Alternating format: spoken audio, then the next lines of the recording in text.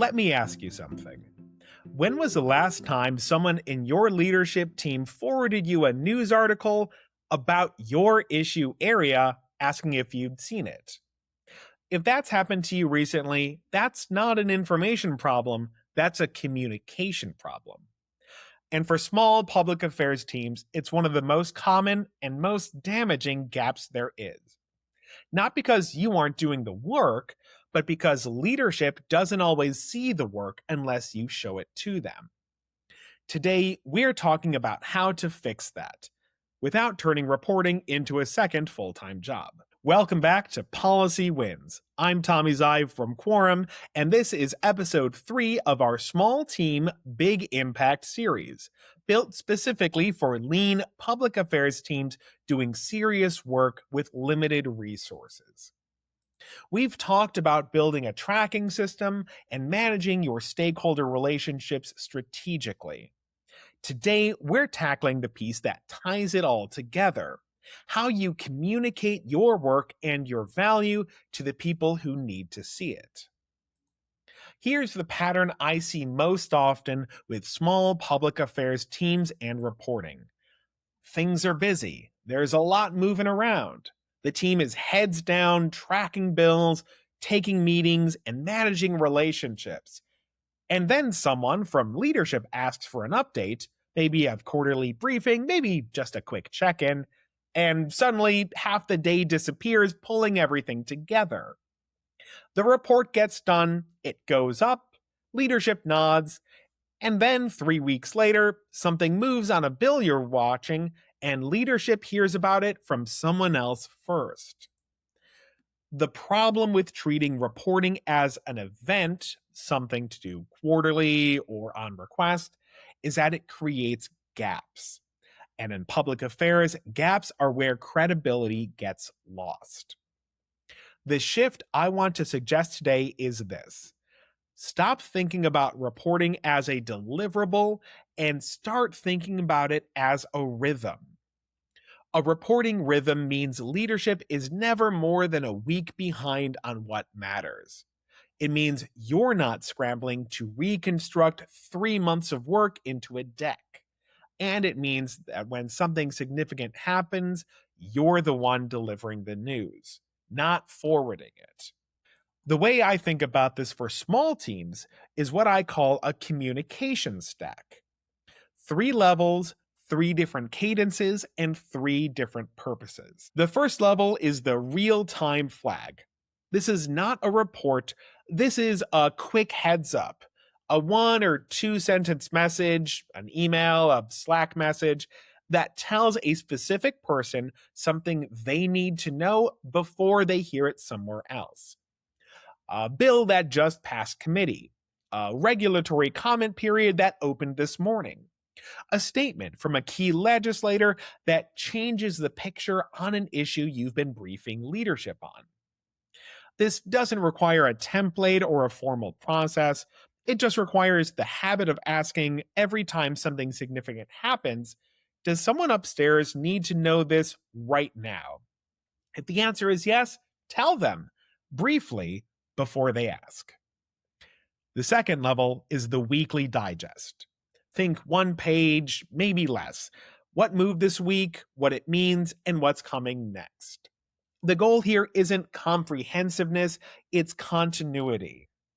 Leadership should be able to read it in 5 minutes and come away feeling current on the issues. The format matters here, especially for a small team. You don't want to be writing a fresh narrative every Friday afternoon.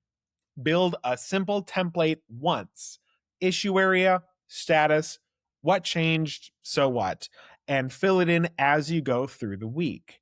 By Friday, most of it is already done. The third level is the strategic brief. This is the one that looks most like traditional reporting, quarterly or as needed. Bigger picture. Where are we on our key priorities? What have we moved? What are we watching? This is where visualizations and data earn their place.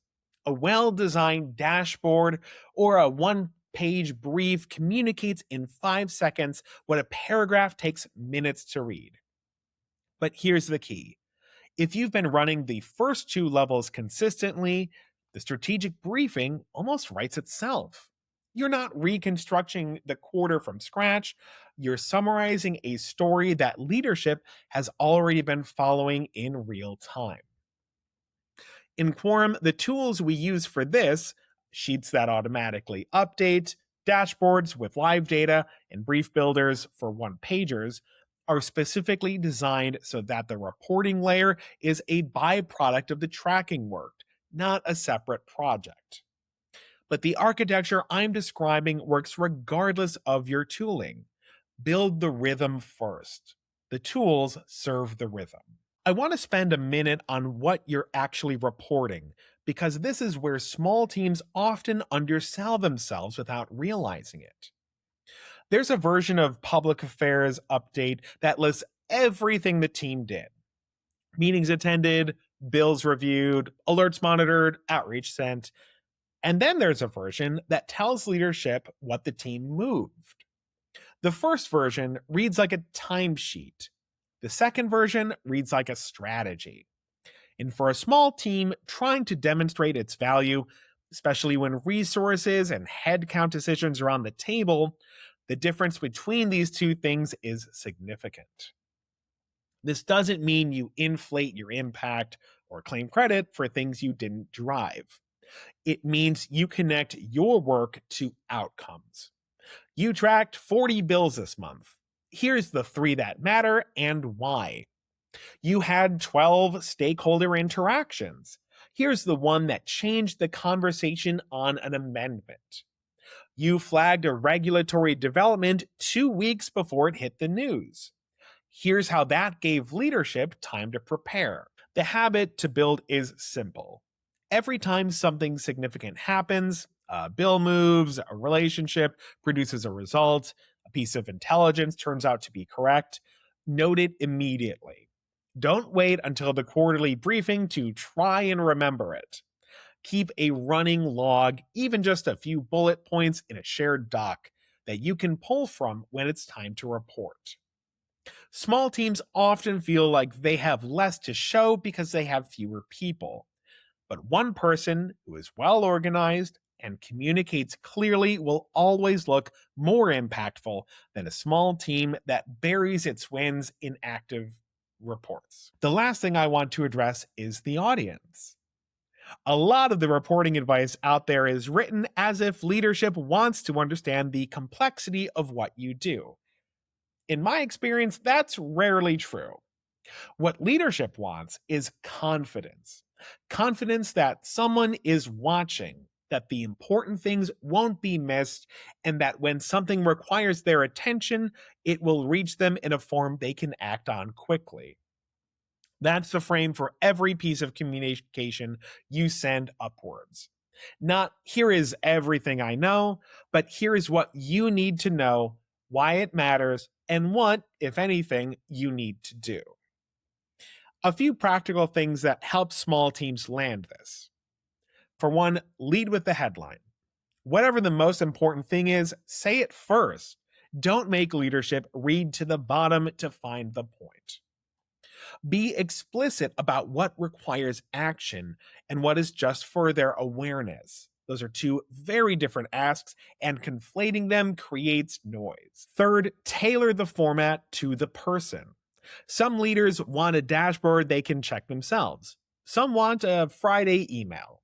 Some want a 5-minute verbal briefing. Knowing which one your leadership prefers and delivering it consistently is itself a form of strategic relationship management. Here's today's takeaway. Reporting isn't the thing you do at the end of the quarter. It's the rhythm you build into every week.